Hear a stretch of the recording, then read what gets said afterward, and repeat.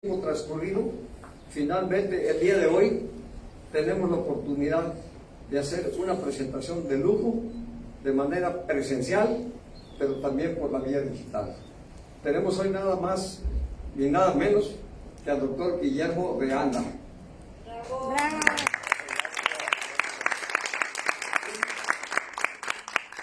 Un muy querido y respetado amigo, aliado de los planetarios de Quintana Roo, que en repetidas ocasiones nos ha ofrecido sus conocimientos. Y en particular los están referidos al gran acuífero Maya. Esta riqueza que está en el subsuelo y que nos permite tener las bellezas que tenemos en Quintana Roo, tiene sin embargo grandes enigmas. Tiene todavía la necesidad de ser revisada, de ser monitoreada, de darle seguimiento a su comportamiento y seguimiento. Y son personas, son hombres como Guillermo de Anda los que dedican su vida en plenitud, con su sapiencia, con sus conocimientos, a traernos de manera sintética esta información. Gracias, Guillermo, por aceptar estar aquí con tus amigos, y yo aquí me quedo. Les doy un saludo muy afectuoso, les pido que durante la charla vayan haciendo sus preguntas, nos vayan transmitiendo sus dudas, que al final de cuentas Guillermo contestará a ustedes. Y para hacer una presentación formal de Guillermo de Anda, le voy a pasar el micrófono al licenciado Hernán Herrero, quien hará un breve resumen de su currículum.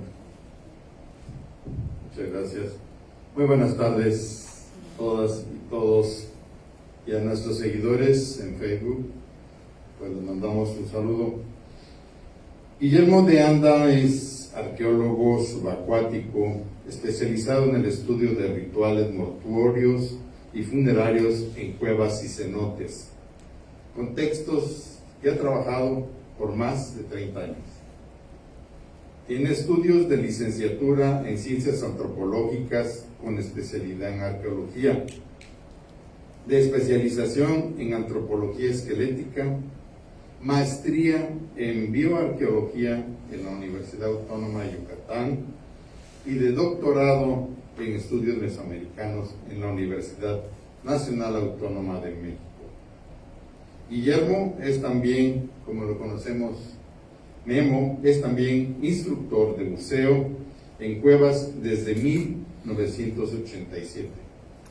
Fue profesor de la Universidad Autónoma de Yucatán, donde formó el primer taller de arqueología subacuática de México.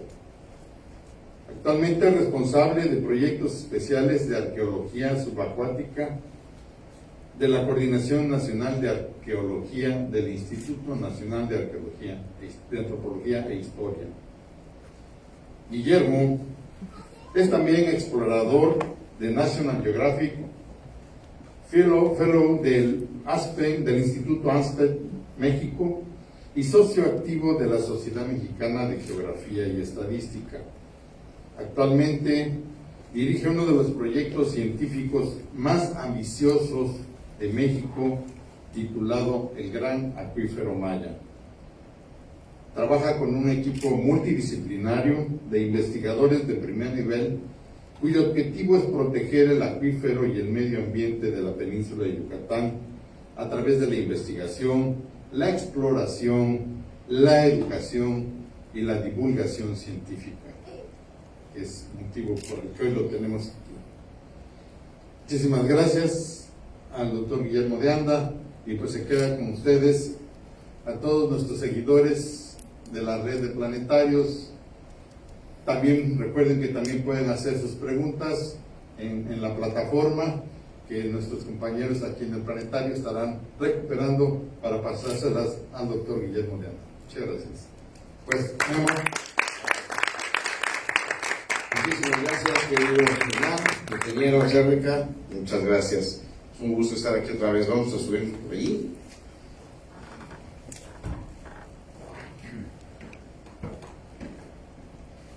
Me voy a sentar un momentito, nada más para encaminar mi plática. Perdón por eso, nunca me gusta estar aquí sentado. Pero necesito una manita yo mismo.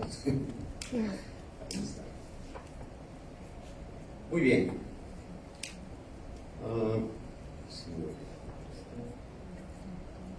Pues como bien comentó el ingeniero Alcerreca, este es un proyecto muy ambicioso en la presentación, porque es un proyecto que se lleva a cabo en una zona muy desconocida, incluso actualmente, después de tantas exploraciones, que ha sido sujeto el gran acuífero Maya.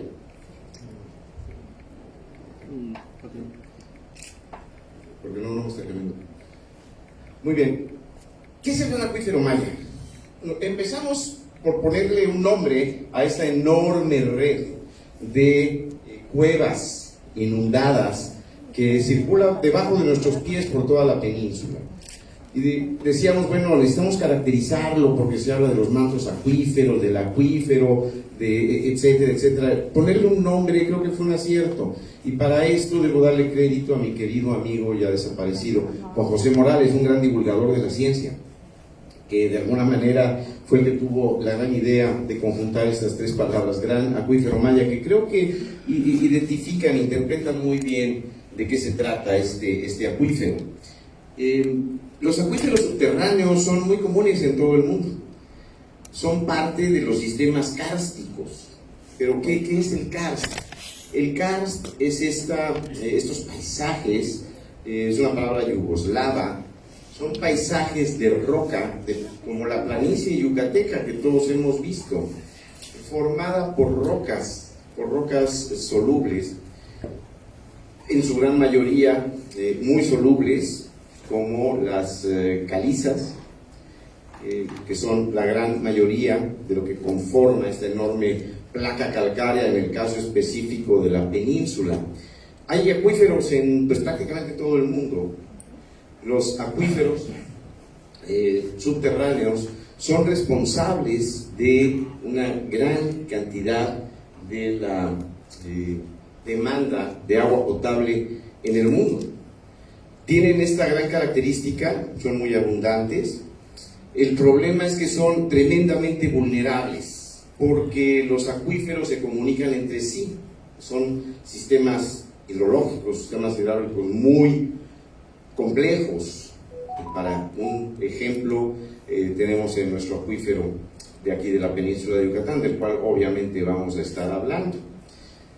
Como todos ustedes saben, hay grandes sequías en el país en este momento, sobre todo centro-norte del país, y se habla de que no hay agua, que obviamente eso implica una sequía, pero hay hidrogeólogos, como la doctora Khachaturian de la Universidad de la UNAM, que habla de que esto no podría ser totalmente exacto. Ella dice que existen acuíferos y que existe agua subterránea disponible en gran cantidad de las zonas que ahora están sufriendo por esto, pero que simplemente no estamos teniendo una visión hidrogeológica moderna, adecuada, sistémica, que nos permita no solo estudiar estos flujos de agua, que dice ella recorren miles de kilómetros, sino que todavía un bote con agua dentro de la cueva en una cierta profundidad que nos permite entender este acuífero.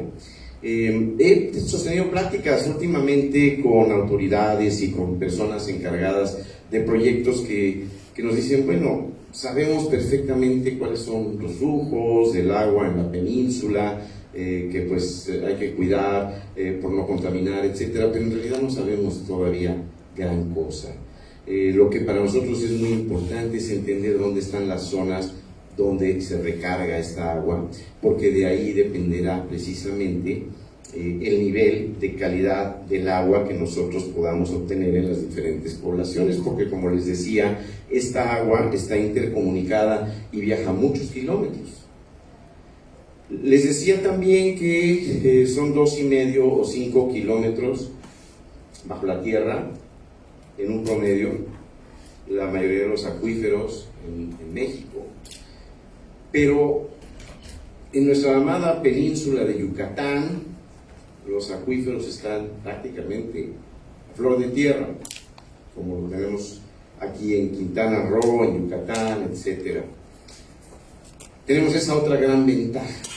No solamente tenemos millones de litros de agua dulce, sino que es el paisaje, lo que hay ahí debajo es bellísimo.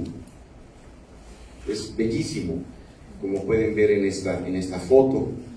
Esto también lo hemos considerado, y yo lo he dicho muchas veces, es, digamos, el Everest o el K2 de la exploración en el mundo, muy probablemente la última frontera de la exploración en el mundo, todos estos kilómetros de cuevas que tenemos, obviamente después de los océanos, porque la exploración oceánica continúa y sabemos que hay lugares todavía inaccesibles, pero las cuevas de nuestra península representan una frontera importantísima para la investigación y son parte importantísima del ciclo hidrogeológico. Esta agua que en su ciclo se mantiene subterránea, como aquí en la península, es un gran recurso, importante recurso, y es muy importante difundir, divulgar, decir que el tesoro mayor que tiene esta península es el agua dulce, que debemos preservar, debemos cuidar. Pero si no fuera poco el tener esta gran cantidad de agua dulce, es bellísimo lo que hay allá abajo, como pueden ver ahí. Por esto es que es una meca para los buceadores de cuevas. Por esto es que nosotros podemos combinar perfectamente el hacer ciencia con exploración, con turismo, que es una parte importantísima del desarrollo de nuestro país y muy en particular de la península de Yucatán. Sin turismo esta península sabemos lo que le pasaría, lo hemos experimentado, aunque no de una manera radical. Pero esto es lo que nos brindan las cuevas, el acuífero. Y por si esto fuera poco, brinda también una oportunidad irrepetible para la ciencia. Porque tenemos la exploración de los flujos de agua, el agua misma, cómo el agua trabaja, funciona, cómo se contamina o cómo no se contamina. Aparte tenemos, por si esto fuera poco, que no lo es, tenemos arqueología, tenemos paleontología, tenemos restos, o no restos, vamos a decirle evidencia de las formas de vida más tempranas de la Tierra. Aquí en la península hay evidencia de formas de vida que tienen la friolera de 3.500 millones de años.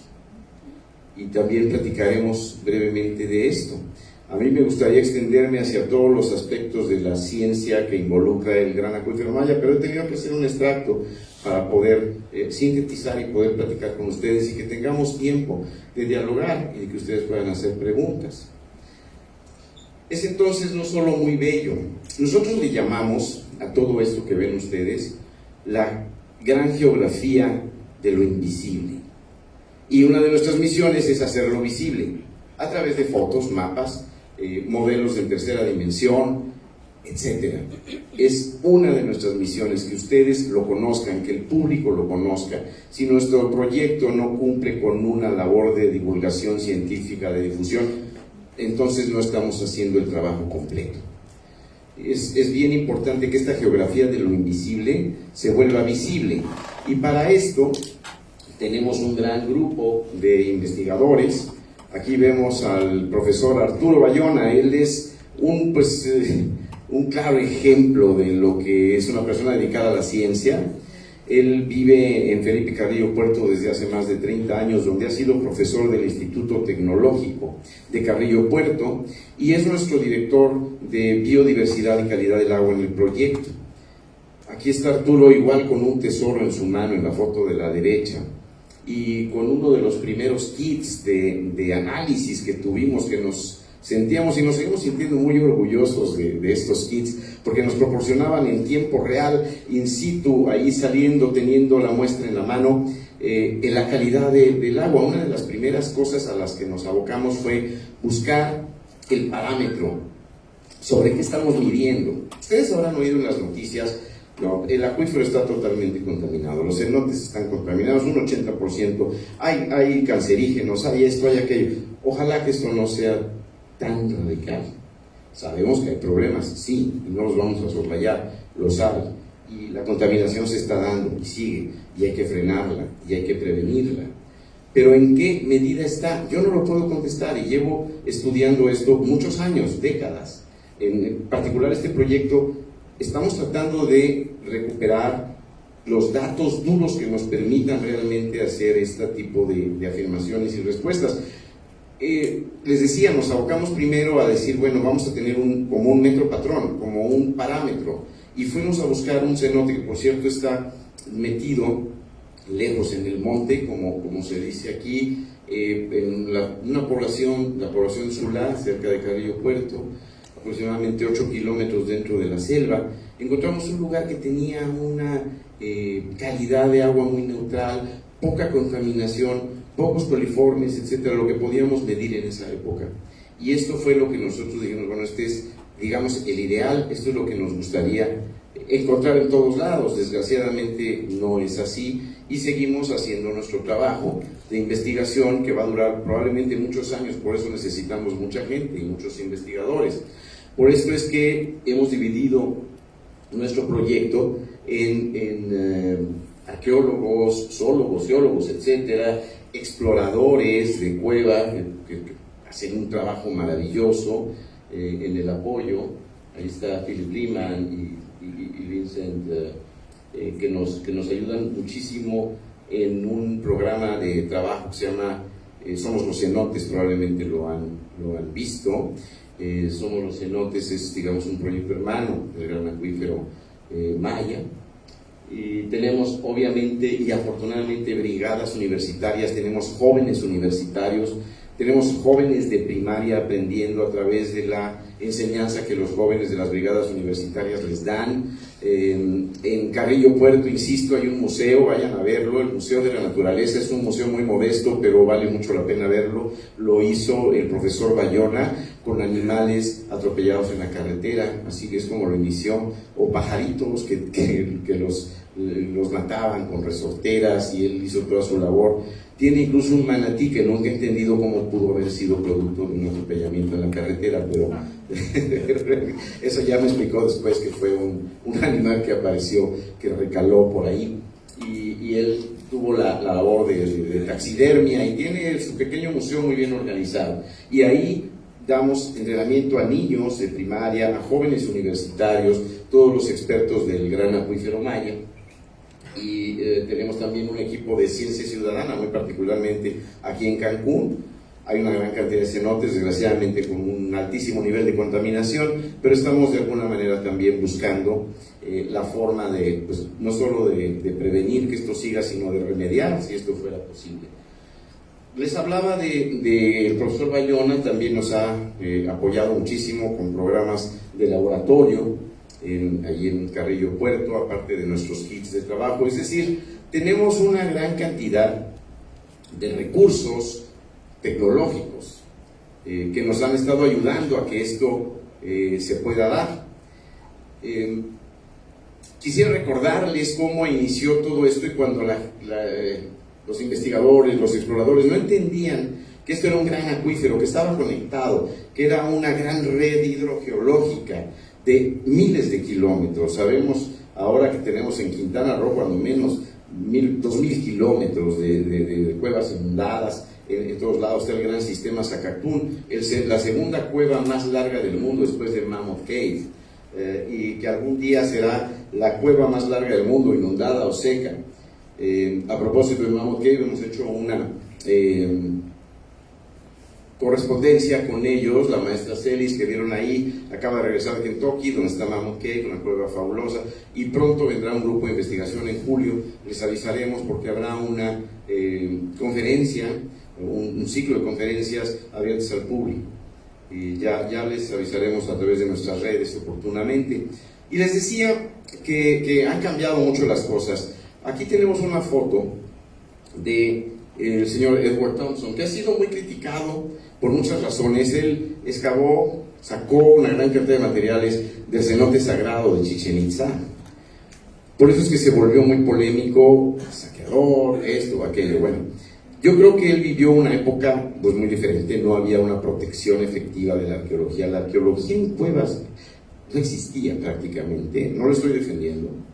pero sí hay que reconocerle el gran valor que tuvo para sumergirse en el cenote sagrado, donde no se ve nuestra mano puesta aquí, y eso me consta. He buceado ese cenote, mejor dicho, me he sumergido en esa oscuridad, porque si no, solo fue realmente un buceo. Y sé las condiciones ahí. Imagínense meterse con zapatos de plomo y un casco. Claro, debe haber habido mucha destrucción por parte del señor Thompson, hay polémica, etcétera, pero estas eran, digamos, las herramientas con las que se contaba a principios del siglo XX en el mundo, y él tenía la tecnología más avanzada. Después, en los años 60, en ese mismo cenote sagrado, que ha sido escenario de una serie de cosas extrañas, como el proyecto del doctor Piñachán en los años 60, que aclaró el agua con una serie de químicos, metieron ahí todos estos químicos que se usan para aclarar el agua de las albercas, cloro, etcétera, lo cual tuvo un rebote y volvió todavía peor la calidad del agua, la visibilidad en el cenote sagrado. Y bueno, se intentaron muchas cosas, entre otras, una de las ideas de esa época, que no es tan lejana, era secar el cenote, desecarlo para poder excavarlo. Lo lograron por unos 6 metros con esas bombas que ven ahí. Fue un trabajo muy tecnológico para la época, pero totalmente inútil, porque el acuífero, dijimos que los acuíferos están conectados, y les ganaba, y obviamente regresaba el agua, y pues no tuvieron esta ventaja como por unas 3 semanas, y después se les volvió a inundar. Actualmente la situación es diferente. Yo déjenme platicarles, porque voy para, dicen que se pare, ¿no? Ya me paré. Actualmente utilizamos tecnologías que pues yo nunca hubiera creído, ya no digamos cuando yo era niño, sino cuando fui a la escuela, cuando estudié ya en la universidad. Y tenemos un gran grupo de colaboradores. Estamos colaborando con la Universidad Nacional Autónoma de México, ¿para qué empecé a decir? No, espero que no se me olvide, con los tecnológicos, especialmente el de Cabello Puerto, la Universidad del Caribe, el Centro de Investigación Científica de Yucatán, la Universidad Tecnológica de la Riviera Maya, etc. Tenemos un gran grupo de aliados, y entre esos aliados tenemos gente destacadísima, como el doctor Alvarado, el doctor Pereira, el doctor Bárcenas. Pereira y Alvarado son del CICI, y Bárcenas es de la Universidad del Caribe, muy activos en su investigación y sobre todo con una gran innovación tecnológica. Estamos tratando de caracterizar geofísica y microbiológicamente el acuífero. ¿Cómo lo estamos haciendo? Por 2 vías. Por una parte, hay sistemas geofísicos de electroresistividad, es decir, se extienden estos cables a través de una red específica que estamos tratando de medir, y al mismo tiempo tratamos de hacer una comprobación física, que es la parte divertida que más me gusta y nos gusta mucho de nuestro proyecto, que es bucear y hacer una comprobación. Y nos dicen los doctores, por aquí va, y tratamos de hacer una comprobación, y entonces hacemos un equipo fabuloso, porque esto se analiza desde arriba y desde abajo. Hay resultados impresionantes en relación a los flujos de agua y a las causas de la contaminación. Hay varias tesis ya de licenciatura, y hay una tesis de maestría que está a punto de salir. Hay una alumna, la licenciada Gabriela Pineda, que está haciendo su maestría precisamente en esta caracterización geofísica, y ella nos va a poder decir, a través del estudio de crustáceos, del estudio de los flujos de haloclinas. Las haloclinas son esta parte donde se mezcla, donde se junta el agua dulce y el agua salada. Son investigaciones ya muy finas que nos ayudan a entender mejor y a desechar esta idea ya sabemos cómo son los flujos van de aquí para allá y de aquí para acá. Ok, ¿eso es que nos sirve? Y ahora, por cierto, sabemos que no van así, que son muy complejos, que dan vueltas. Y esto se debe en gran parte a las zonas donde se recarga el acuífero, que digamos son las zonas fundamentales y a mi juicio las que debemos cuidar con mayor ahínco, porque es ahí donde está entrando el agua. ¿Qué son estos sistemas? Si se dan cuenta, tengo que mencionar la palabra ríos. Son sistemas de cuevas inundadas que se han ido llenando de agua a través de miles de años de lluvia. Son enormes cisternas que sí tienen un gradiente que provoca que el agua tienda a ir hacia la costa. Y cuando llega hacia la costa, cumple también su labor ecosistémica cuando se acerca a los manglares, cuando tiene contacto con los manglares, cuando esta agua va al arrecife y de alguna manera lleva al arrecife lo que sea que trae esta agua. Nutrientes, contaminación, etcétera, etcétera, etcétera. Que eso es parte de lo que estamos estudiando. Es un trabajo tan complejo, tan enorme, que en muchos años nos hemos dado cuenta de que nos hacen falta todavía mucho tiempo. Estamos también haciendo estudios de agua para generar líneas base en estos cenotes que son de uso turístico, muy fuerte. Dos Ojos, todos estos lugares, ¿no? Que también ahora están en el centro de una polémica. Esperemos que todo eso se resuelva bien, y yo no voy a entrar en esa polémica hoy. Okay. Pero sí estamos queriendo que esto se resuelva de la mejor forma, por Dios. Nuestros alumnos están teniendo contacto también con sistemas tecnológicos de medición del agua, están aprendiendo a bucear, están entrando al agua, están utilizando equipos que nos dan gran información. Esto es parte del equipo de la UNAM, la unidad de química de CISAL, que dirige la doctora Flora Arcega. Y también estamos estudiando estas piedras. ¿Alguien reconoce qué es esta piedra?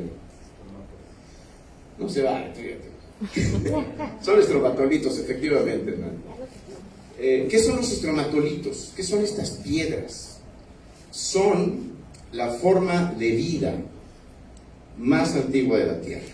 Estos estromatolitos, que son formaciones de cianobacterias, son los causantes también de que haya oxígeno en la atmósfera.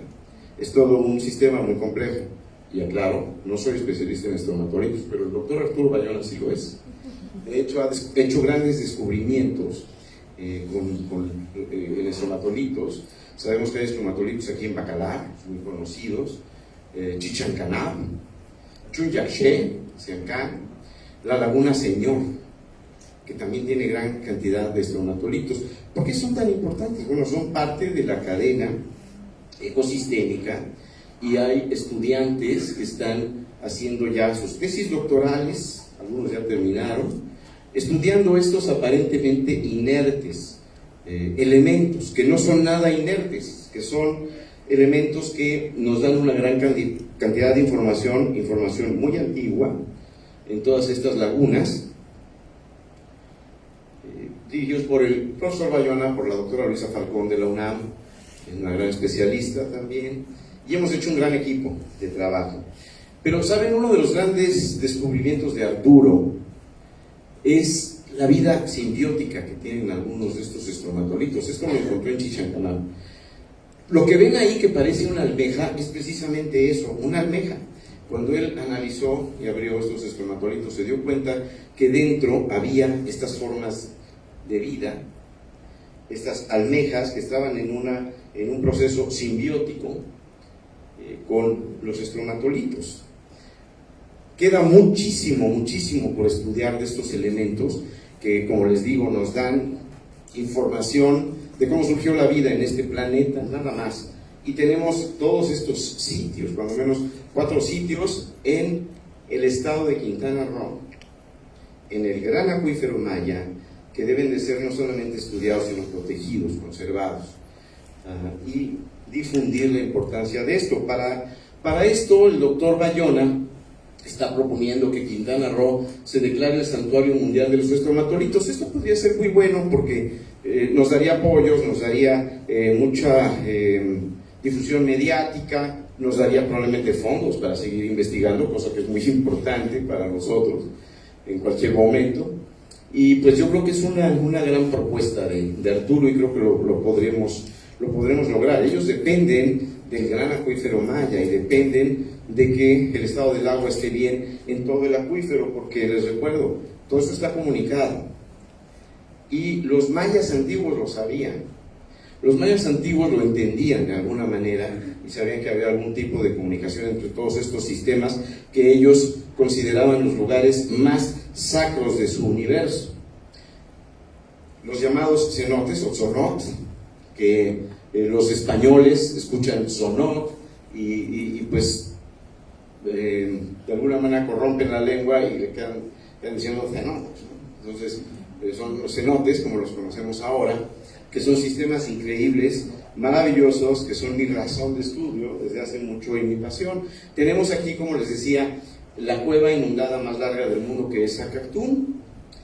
Ya ahora tiene 361 kilómetros casi de extensión. Es ese mapa rojo que está muy cerca de la costa, muy cerca de muchas cosas que lo están poniendo en peligro. Es muy vulnerable. Hay que protegerlo, hay que cuidarlo y hay que convencer de que hay que proteger esta zona. Esta conexión la hizo mi amigo Robbie Schmittner, como en el momento en que todavía estaba como jefe de exploración del gran acuífero maya. Robbie es un terco, es un gran buceador y aparte muy terco. Yo les recomiendo, ahí viene el comercial, que vean el documental del gran acuífero maya. Está en YouTube, tiene alta resolución, está padre. Lleva 4 premios ganados internacionales. El último ganó la Bienal de Cine Científico de España. Creo que es un buen documental y ahí van a ver parte de la exploración que hizo Robbie para hacer la conexión. Creo que es una buena referencia. Y bueno, yo estaba hablando de los mayas. Vamos a entrar de lleno ya en eso, en esta ya última parte de mi plática, para que podamos tener un diálogo, si ustedes así lo quieren. Estos lugares son maravillosos. Este es el cenote El Pic.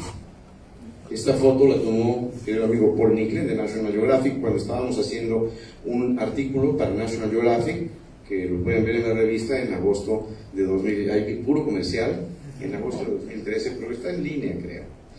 Se llama The Maya Otherworld, o el otro mundo de los mayas. Me parece una de las fotos más espectaculares que se han tomado en un cenote. Y ha sido imitada esta foto, pero no le llegan al buen Paul. Paul Nicklin es un magnífico fotógrafo. Los mayas interactuaron con estas cuevas lo mismo que interactuaron los primeros hombres. Hace muchos años, era yo todavía estudiante de arqueología y hacía mis pininos en las cuevas, cuando Mike Madden, otro gran amigo, y Parker Turner, otro gran amigo que murió en una cueva explorando en Florida, me dijeron de este sitio que vamos a ver a continuación, que es el cenote Actún-Jara, también conocido como Carwash. Lo que ven ahí, probablemente ustedes ya lo han visto anteriormente, es una hoguera. Es una hoguera que está... Bravo. Gracias. Que está a unos 30 metros de profundidad, a unos 200 metros de la entrada más cercana, y está bajo el agua, obviamente. Esto tuvo que haber estado seco para que pudiera haber combustión, y esto estuvo seco hace cuando menos 10.000 años, lo cual nos llevó a la primera situación de aquí hubo hombres que interactuaban con esto, que no vivían ahí. Esto es un gran error. Yo cuando los colegas que dicen que los cenotes también eran sitios de habitación, yo les digo, yo te invito a que te quedes 2 o 3 días en una cueva, para que veas qué confortable es, ¿no? Entonces es muy difícil. Claro, interactuaban con estos lugares como refugio, como incluso lugares para preservar su comida, para hacer rituales, muy probablemente también. Entonces, bueno, es importante hacer notar que aparte de todo lo que hemos platicado, el gran acuífero maya tiene la gran oportunidad de la ciencia para entender qué pasó con los primeros hombres que llegaron a la península. También nos hemos empezado a fijar más y encontramos restos de fauna extinta en muy buen estado de preservación. Aquí tenemos, bueno, si podemos darle clic al video, por favor. Es muy cortito. La forma en que hacemos registro de los hallazgos arqueológicos: aquí está el arqueólogo Dante García Sedano haciendo una exploración y tomando medición, muchas gracias, de algunos huesos. Bueno, no corrió el video, pero aquí tenemos otra cosa que es un oso. Y yo siempre muestro mi oso porque es uno de los grandes descubrimientos y aparte es uno de los mejores modelos de tercera dimensión que logramos. Ahorita les platico rápidamente del proyecto de preservación digital. Después debe venir un video, no sé si pueda correr, y se los voy platicando. El proyecto de preservación digital, con mi querido amigo Cory Jaskolski, explorador del año pasado para National Geographic, hemos podido digitalizar una gran cantidad de elementos. Lo que consiste este proyecto es llegar al sitio, tomar muchas fotografías de un elemento y después digitalizarlo para poder hacer un modelo en tercera dimensión. Esto es muy útil porque nosotros siempre hemos sabido que hay una gran presión humana de desarrollo urbano, desarrollo de todo tipo en el acuífero, y que hay cosas valiosísimas como esto. Estos osos pues deben haber vivido ahí cuando menos hace 14 o 15 mil años, según el doctor Blaine Schubert. Entonces vale mucho la pena que los podamos preservar. Este modelo lo podemos replicar, podemos hacer modelos en tercera dimensión de él. Ahora les voy a enseñar, si corren los videos les voy a enseñar algunos otros. ¿No se está pudiendo con el video? ¿Es en este? No, el que sigue, mi hermano. Ese debe ser un video. Ahí está este mismo oso. Muchas veces nosotros somos enemigos de sacar las cosas, de tocarlas, de removerlas. Sin embargo, a veces con un elemento tan importante vale la pena moverlo un poco, ponerlo en un tornamesa, girar ese tornamesa para darle una gran cantidad de fotos en todas direcciones, creo que no ocurrió, y poder hacer el modelo, ¿no? Poder hacer el modelo en tercera dimensión. Dice que QuickTime no está disponible, probablemente suceda. De modo. A lo mejor al final, si hay tiempo, pues préstame con jubilado y lo pasamos. Bueno, hay un sitio icónico, súper icónico, que es el que sigue. Es el sitio Hoyo Negro. Ustedes han oído hablar de este sitio. Esta es otra foto de Paul Nicklin, de National Geographic. Nos muestra huesos enormes. Aquí está mi querido amigo Alex Álvarez. Yo colaboré con este proyecto al principio, los 3 o 4 primeros años. Y ahí estamos viendo unos huesos de Gonfoterio, un elefante antiguo, pariente del mamut. Y lo interesantísimo es que aquí se encontró por primera vez un ser humano asociado. Un ser humano femenino que ha sido fechado, que sabemos que tiene 13.400 años de antigüedad, que estuvo en ese sitio, que probablemente representó una trampa para humanos y animales. Estamos hablando muy probablemente de una época al final del deshielo, de la era del hielo, donde hubo primero grandes sequías y después grandes tormentas durante mucho tiempo. En esas sequías es muy probable que animales y hombres hayan entrado a las cuevas tratando de buscar lo más preciado para la vida humana, que es el agua. Aquí volvemos a la importancia del agua, que es obvia y no necesitamos hacer demasiado énfasis en ello. Un sitio que les digo se volvió icónico. Como icónico para los antiguos mayas es el sitio de Chichén Itzá, un gran lugar, bellísimo, en donde también tuvimos la oportunidad de entender y encontrar cuestiones relativas al cambio climático, cuestiones relativas, aquí tenemos una de las más importantes representaciones de elementos. Aquí está el castillo, que es la parte, muchas gracias, el edificio principal, un sacbé que une ese castillo como un cordón umbilical al cenote sagrado, es decir, está uniendo esta parte terrestre al inframundo, esta parte terrestre donde algunas veces emerge Kukulcán y sube, vuelve a bajar y regresa al inframundo, de acuerdo a varias hipótesis. Este es un sitio que describe perfectamente la importancia que le dieron los antiguos mayas a las cuevas, al inframundo, a la parte oscura del universo. La que sigue, por favor.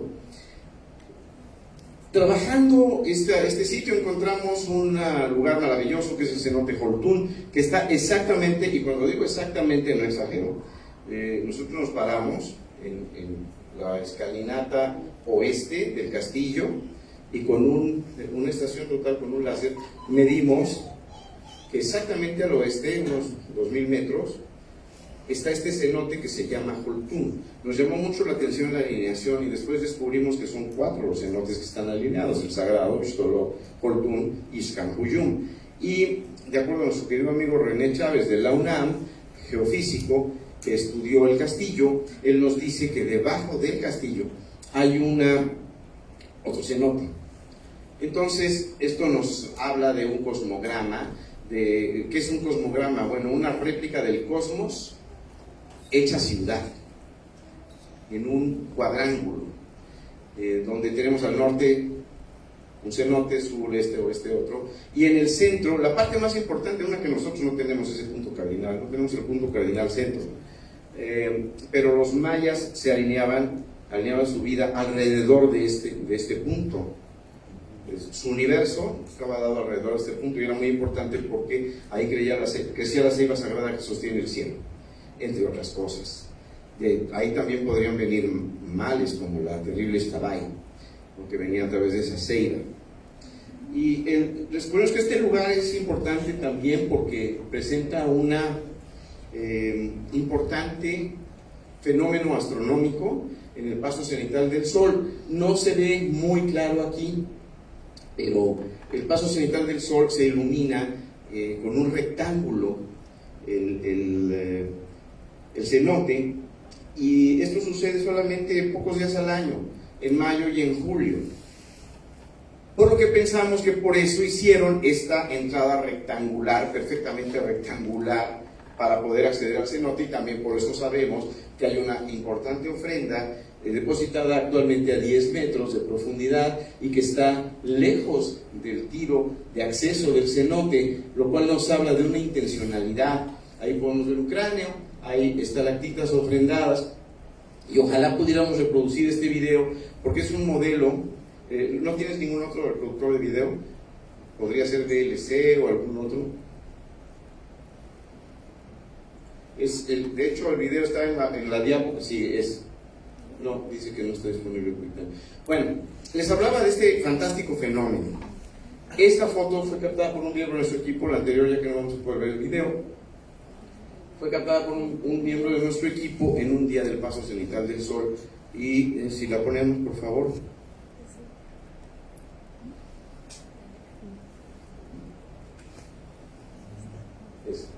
Y vean ustedes la impresionante entrada de luz. Es como una cascada de luz que forma un cuadrángulo que se va hasta el fondo.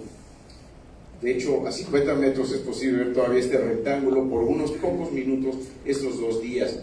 Sabemos que esto es una intencionalidad importante de los mayas para de alguna manera realizar ceremonias. ¿Por qué pensamos que se realizaban ceremonias? Porque hay una gran cantidad de elementos rituales, entre ellos espinas de raya, de las cuales ya hemos hablado, y probablemente ustedes sepan que las espinas de raya eran usadas para ceremonias de autosacrificio ritual, y pues los sacerdotes, y alguien decía, bueno, no eran los reyes lo que hacían esto, bueno, los sacerdotes y reyes estaban en la misma clase. De hecho es que había varones que hacían esta ceremonia de autosangrado en una parte que solo los varones tenemos. Entonces, debe haber sido, era importante, era, sí, doloroso, y provocaba un sangrado profuso, probablemente como un símil de fertilidad, de lluvia, de provocar bienestar, cosas buenas. Ya casi termino, ya que no se pueden ver los videos para que no se me duerman. Este es el cenote Joltún. Esto es una publicación de National Geographic, de este artículo, en donde vemos varias facetas. Por allá podemos ver cuando estaba seco el cenote, es decir, no totalmente seco, sino que había esa caverna a la derecha, en la foto superior izquierda, esa caverna, que es donde nosotros pensamos que entraban, hacían su depósito perfectamente cuidadoso, y que después se inundó, y encontramos muchos elementos que vemos en la parte derecha, ¿sí? Entre ellos un Tlaloc, que hace Tlaloc en el corazón del área maya. Es algo que todavía no hemos podido resolver del todo. Y aquí la idea del cosmograma, el castillo, aquí el castillo, con sus 4 cenotes flanqueándolo, y con un cenote más en el centro. Seguiría un video, pues se los platico, es un video bien padre. Voy bajando, lucho con una serpiente, luego con un cocodrilo, y como no pueden ver, pues me tienen que creer. Creo que no se va a poder reproducir el video tampoco, pero en verdad, si tienen tiempo, yo creo que se puede reproducir directo de acá. Después, cuando terminemos, cuando menos ese video y uno más de la cueva de Balampú. Sí tenemos tiempo. Que viene perfecto, yo también. La que sigue, por favor. Aquí está otra vez el cosmograma. Este es el video que no vamos a poder ver ahorita, pero vamos a ver en un ratito. Otro video que no vamos a poder ver ahorita. Este es un modelo, este es el modelo más avanzado del castillo. Todas estas piedritas que ven ahí ustedes son reales, y podemos contar cuántos guijarritos hay ahí, porque es un modelo muy realista. Es un modelo tomado con LiDAR y con un escáner. Así que bueno, es un modelo muy adecuado, muy exacto. Y entramos a la cueva de Balancú. Balancú fue descubierta hace unos 3 años, fue redescubierta, dado que sucedió un fenómeno ahí muy extraño. Un niño de 13 años encuentra la cueva por casualidad, ni tan casualidad porque él excavó. Dice que hubo algo que lo llevó a que empezara a quitar piedras. Dice, es que yo le quería ayudar a mi papá para que tuviera su huija, agua sagrada, más cerca de la casa. Y yo pensé que como había una gran sequía y ahí crecía un caimito, que ahí debía haber un cenote. Y entonces el niño empezó a quitar piedras y piedras y piedras. ¿Cómo sé todo eso? Tengo una imaginación increíble, ¿no es cierto? Porque localizamos a ese niño, don Esteban Mazón, que ahora tiene 70 años y una memoria prodigiosa. Y nos ha platicado todo lo que sucedió. Después, a los 2 o 3 meses, ellos dieron aviso a las autoridades de esa época, y un arqueólogo, Víctor Segovia, llegó al sitio, por alguna razón que desconocemos, decidió sellarlo para siempre. Nosotros, por una cierta casualidad, coincidencia, volvimos a dar con la cueva hace 3 años, y es una cueva fabulosa. Nos está dando grandes respuestas para la historia de Chichén Itzá y la historia maya en general. Una cueva difícil, como pueden ver ahí a mi querida Ana Celis. Anita es una mujer muy delgada, pequeña, y está entrando ahí. Los atorrones son muy frecuentes, pero vale la pena. ¿La que sigue? Esta es una de las ofrendas. Hemos registrado 7 ofrendas. Tenemos ya un mapa de casi 700 metros de desarrollo en esta cueva, que por cierto, la mayor parte hay que entrar a gatas. En algunas ofrendas como esta podemos estar de pie, y la calidad del aire es muy mala, hay muy poco oxígeno, entonces cuesta un poquito de trabajo trabajar en esta cueva, pero vale muchísimo la pena. Esta es la ofrenda 3, si no me equivoco. Y estas imágenes de incensarios tipo Tlaloc, con la cara de Tlaloc, dios de la lluvia del centro de México. ¿Qué hace este dios en el corazón del área maya? Estamos tratando de dilucidar, y hay varias hipótesis. Hace mucho tiempo se hablaba de una invasión tolteca. Estos incensarios podemos ver en Tula igualitos casi. Esta idea de la invasión tolteca está totalmente desechada, rebasada. Lo que sí sabemos es que hubo intercambios, que hubo influencias. ¿Por qué esta influencia llega en esta época a Chichén? Y decíamos, están en una época muy tardía, probablemente en el postclásico, pero resulta que no. pudimos tomar algunas muestras de carbón y el carbón nos indicó que hay algunos de estos incensarios fueron usados, ese carbón fue quemado en el siglo IX de nuestra era, clásico terminal, y hay otro muy cerca con una diferencia de 200 años, es decir, está habiendo una continuidad de cuando menos 200 años. Cuando hagamos más análisis, cuando tengamos los recursos y el permiso y todo de Lina, haremos más análisis y les podremos dar más datos fehacientes acerca de esto. Mientras pues tenemos interpretaciones. Ahorita para terminar yo les quería mostrar algunos videos.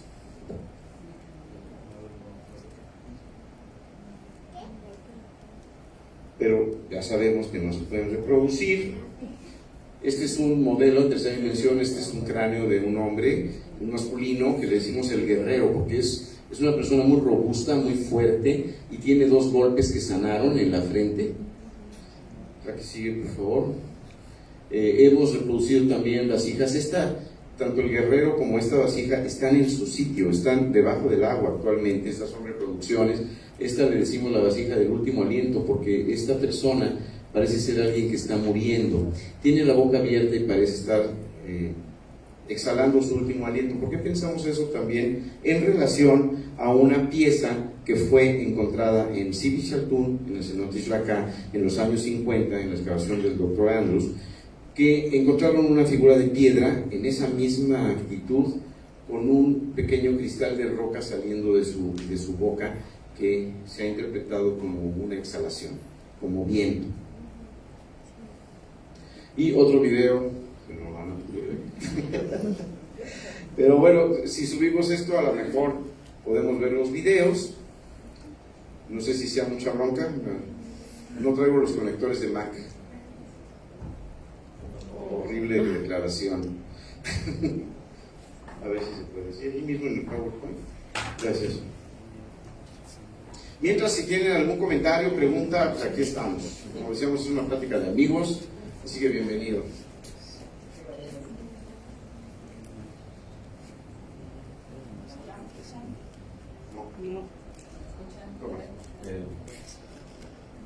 Muy bien, bueno, pues tenemos algunas preguntas que nos están llegando a través de la red de planetarios y el testigo pregunta desde Cozumel: ¿qué tan extendido está el uso en México y el mundo de drones subacuáticos para explorar cuevas inundadas con mayor seguridad y en mayor extensión?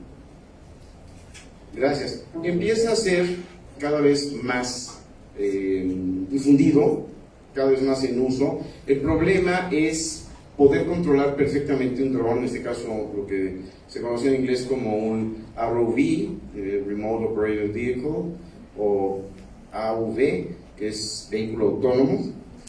Pero ¿cómo lo controlamos en una zona tan delicada, tan vulnerable como una cueva? Pero sí, se están haciendo y se están empezando a hacer este tipo de cosas, lo hemos hecho nosotros, de una manera no muy extensiva. Nos pregunta: ¿tienen contemplado algún proyecto para desarrollar esta tecnología en universidades de Quintana Roo? Sí, de hecho ya estamos colaborando en la Universidad de Quintana Roo. Está, les decía, la Universidad del Caribe, el profesor Bárcenas, centros de investigación como el CICI, el Tecnológico de Cabrillo Puerto. Sí, claro. Gracias, doctor. Y nos preguntan desde Chetumal: ¿cuál sería el reto más complicado al que se han enfrentado en el Gran Acuífero Maya? Gracias, Milagros. Yo creo que el reto más importante, más difícil es preservarlo. Poder ir acorde a la enorme presión de desarrollo, de infraestructura, todo lo que sucede al mismo tiempo y de manera muy rápida. Creo que este es el mayor reto que se ha presentado: cómo preservarlo, cómo conservarlo. Y bueno, le mandamos un saludo a nuestros amigos de Radio Maya Internacional. Y ahora procedemos a las preguntas. Si hubiera aquí en el auditorio de Cancún alguna duda, algún comentario, adelante.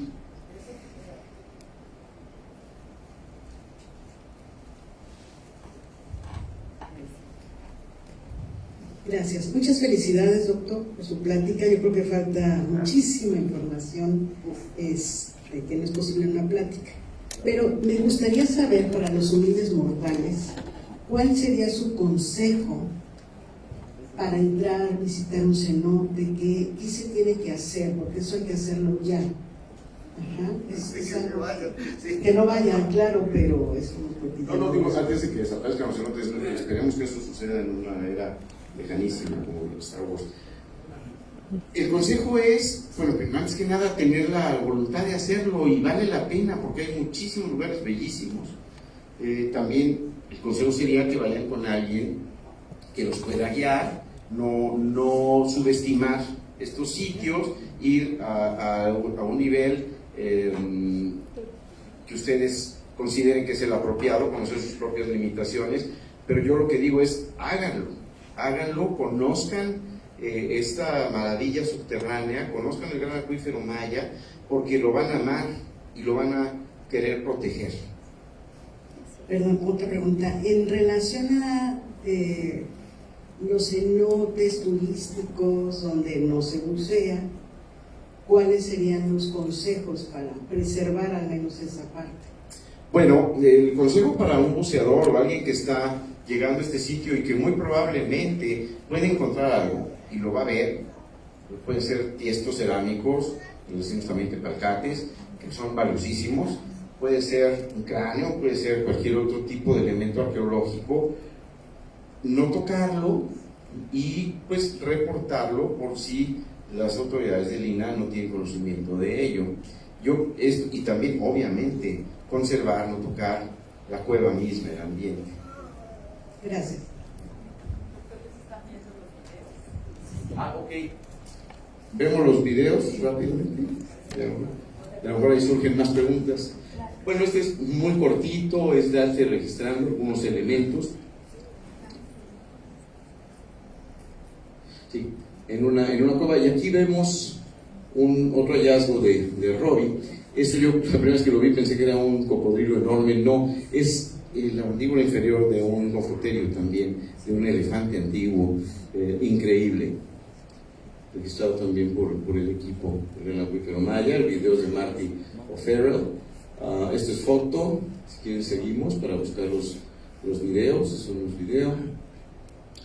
Podemos seguir. Ahora sí, el que sigue es el video del trabajo que se hizo con los osos. De hecho, déjenme platicarles que son 5 cráneos y solamente encontramos los cráneos, no encontramos huesos largos, lo cual es muy intrigante en esta cueva. Y bueno, por esto es que se hizo uno solo, se hizo el modelo en tercera dimensión de este oso. Ahí estamos en el proceso, son muchas horas de trabajo, muchísimas, y obviamente un gran cuidado, y lo que nos cuesta más trabajo es que el elemento quede en la misma posición, exacta misma posición en la que fue encontrada. Y aquí el modelo nos lo está reconstruyendo. Cuando el doctor Brent Schubert, especialista en osos pleistocénicos, vio esto, pegó un brinco, porque él dijo, esto probablemente es una nueva especie. Estamos en esto. Por eso no les he dicho qué tipo de oso es. Okay. Ahí vamos de regreso a colocarlo en el mismo exacto lugar en el que estaba. Es un caso verdaderamente único en el que tocamos elementos. Lo mismo que sucedió en el cenote Holtún. Si me ponen el siguiente, por favor. Creo que vamos para atrás. Adelante.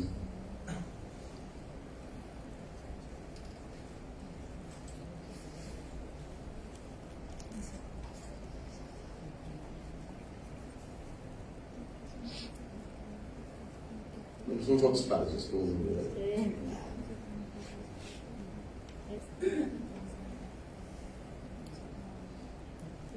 Este es otro video, es otro modelo. Bueno, no es un video, es un modelo en tercera dimensión. De este tenemos este cráneo reproducido físicamente. Bueno, aquí este video nos ayudó a ver muchas cosas que no se ven así teniendo el elemento enfrente. Podemos ver en el modelo de tercera dimensión mucho más detalles. Yo pensaba que era alguien con extraordinaria salud. No, vemos que tenía algunos problemas de caries y vemos que tiene un golpe que nunca sanó. Allí se ve, muy cerca del occipital, probablemente la causa de la muerte. Eso no lo podemos determinar, pero ese golpe no sanó nunca. Pues probablemente, por lo que decimos, que pudiera ser la causa de la muerte. El que sigue, por favor. Una foto de Carla Ortega.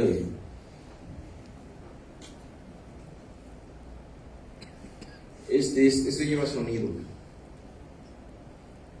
Lleva una musiquita así sabrosa. Pero bueno, esto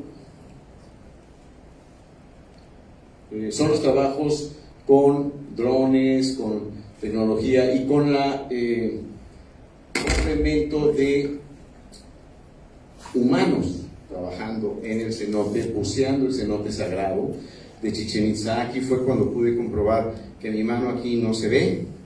Encontramos una cueva, buscando el cenote debajo del castillo, encontramos una cueva. Este es Cori, arriesgando la vida por su kayak. Claro, traía un equipo ahí de escaneo, de barrido lateral, que pobrecito estaba. Le dije, no vale la pena perder la vida, Cori, pero bueno. Y él, bueno, ya el trabajo fácil de él es dar la vuelta como en Chapultepec y ir mandando la señal con la cual encontramos una cueva, en la cual buceé, pero no veía yo nada. Realmente era pues era un gran riesgo. Entré poquito, yo sé, no sé, 10, 15 metros, cuando me di cuenta que estaba en un enorme hoyo negro donde no se veía nada. Yo traía mi línea de vida, pero dije, esta línea se me va a enredar con cualquier cosa porque no estoy viendo nada. Y bueno, fue que regresamos, pero cuando menos sabemos que existe esa cueva. Y sí, pero la pregunta que hicieron del dron, hay un robot subacuático que estamos tratando de traer. El costo del seguro es muy caro, pero es un robot, un dron que hace mapeo, y estamos tratando de traerlo. Es el doctor Bill Stone que lo desarrolló para la NASA, y ahí está el ofrecimiento, lo podemos traer, nada más que hay que pagar. El costo del seguro es altísimo, porque es un prototipo. Es el castillo en tercera dimensión. Ustedes saben que hay una subestructura, es decir, hay una pirámide dentro de esta pirámide y otra probable tercera pirámide. Nunca se había escaneado la de abajo, también nunca se había escaneado a este nivel el castillo, con este nivel, digamos, de exactitud. Es un modelo. Y ahorita vamos a ver la entrada de la subestructura, las escaleras y un salón que tiene un trono. Ahí está la escalera de la pirámide que está contenida dentro de la pirámide grande. Allá arriba está el salón del trono, que es un trono de un jaguar con incrustaciones de jade, un jaguar rojo, que estamos viendo ahora. Y esa pared de atrás es muy importante, es muy intrigante, porque además en la pared hay huesos humanos incrustados. Esos orificios que ven son huesos humanos incrustados, por lo que pensamos que hay un ritual funerario importante. Y escaneamos con un radar de penetración la pared y encontramos varios vacíos. Estos rojos que ven son vacíos. El de la derecha se desecha que sea un vacío porque es un salón conjunto, pero los de la izquierda pudieran ser algo, no me atrevo a decir un enterramiento, pero ojalá, ¿no? Sería muy interesante. Aquí el reto está todavía para poder seguir investigando este maravilloso lugar. Ahí está el Chacmol, en primer término. No sé si hayan leído el libro, el pequeño cuento corto de Carlos Fuentes, se los recomiendo mucho, que se llama Chacmol. Es fabuloso. Si les da fea leer, en Radio INA lo pueden poner y lo narran maravillosamente. Cierran los ojos y escuchan, y es una narración maravillosa. La que sigue, por favor. La que sigue. Y ahora sí vamos a ver el video de Balampú, que es un video corto. Pero para que vean que Balampú costó mucho trabajo. Vamos a ver primero un shmel, haciendo una ceremonia, lo estamos viendo ahora, que duró 7 horas. Y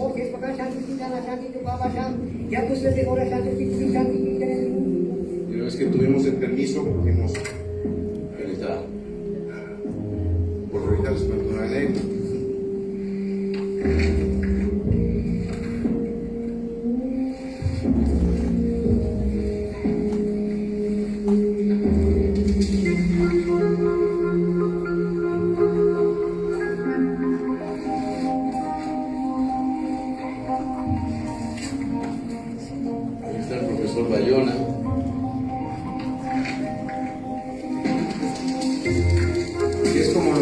extraordinario, porque como no hay mucho oxígeno, a ver, Arturo, y si regresa, pues necesito concentrar.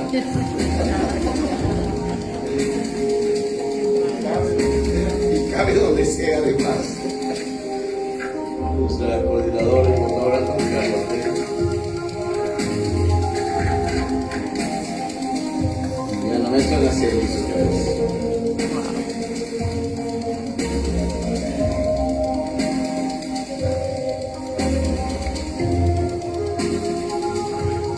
No es difícil, pero vale muchísimo la pena toda la información. En un lugar tan sacro, o más, y el cenote sagrado, o la cueva de la Lancache. El lugar es extraordinario. Y ahora viene una etapa de documentación fina, protección y conservación de este maravilloso y único lugar. Muy poco oxígeno, muy poco. De hecho, hay veces que está peor que otras. No sé si han entrado a la Lancache, donde había poco oxígeno. Bueno, aquí es un poquito más difícil. En fin, pues muchísimas gracias por su atención. Si hay preguntas, las platicamos con gusto. Bueno, pues le agradecemos al doctor Germán y le cedo el micrófono a nuestro director general, el ingeniero Víctor Alcerreca, para que nos dé un mensaje de salida y si tienen dudas para resolverlos al final de esta charla.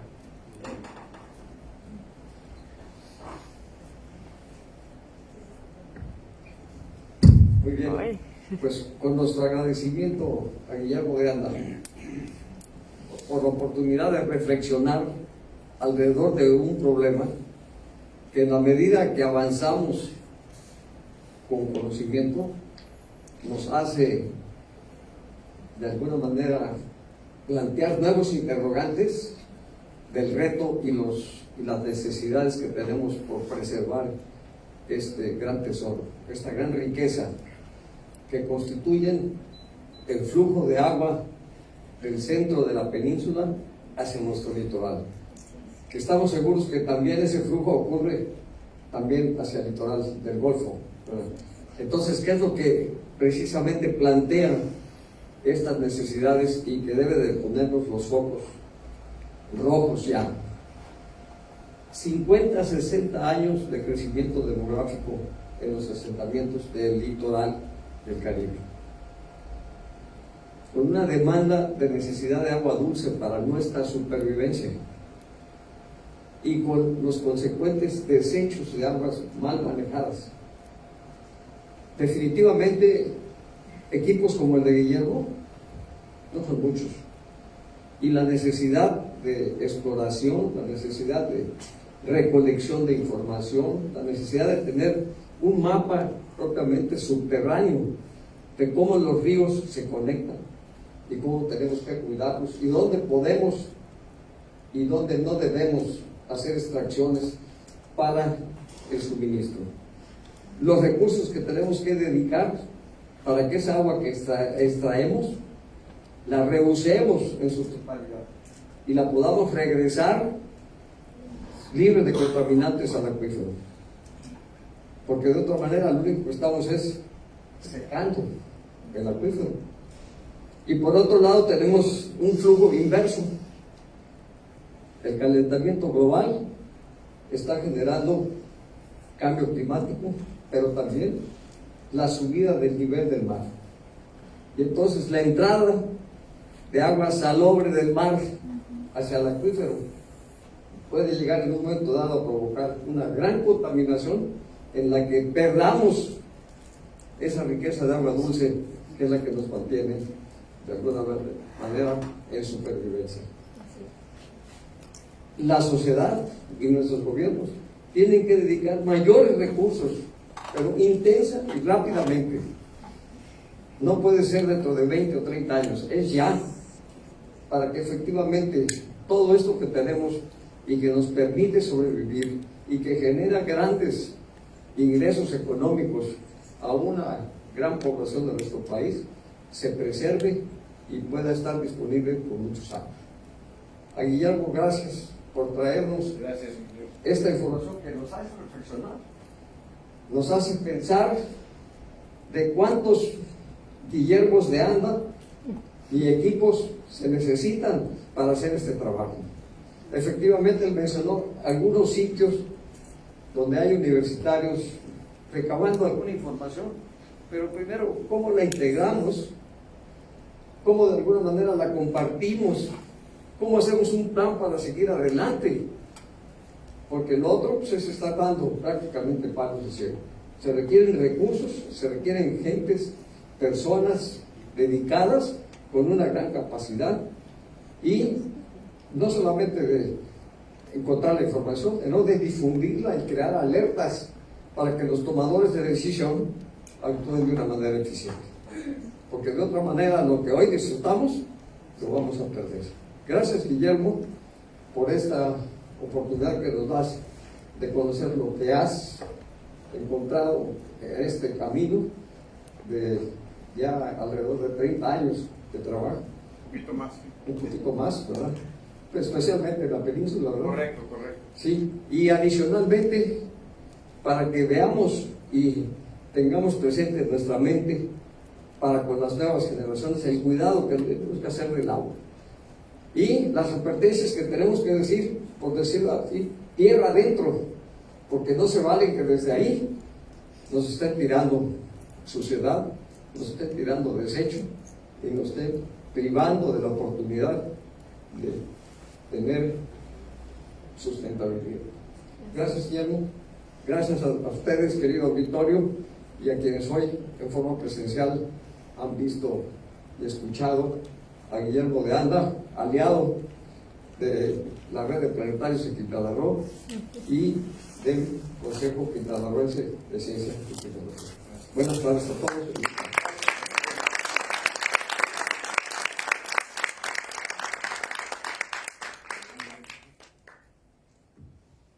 Bueno, pues con esto damos por terminada la sesión para los que nos están viendo a través de redes sociales y nos quedamos aquí con el doctor Guillermo de Anda por si alguien tiene alguna duda o comentario. Y recuerden estar en sintonía de las conferencias en red que son cada viernes por la red de Planetarios, por las páginas de Facebook de la red de Planetarios. Hasta la próxima.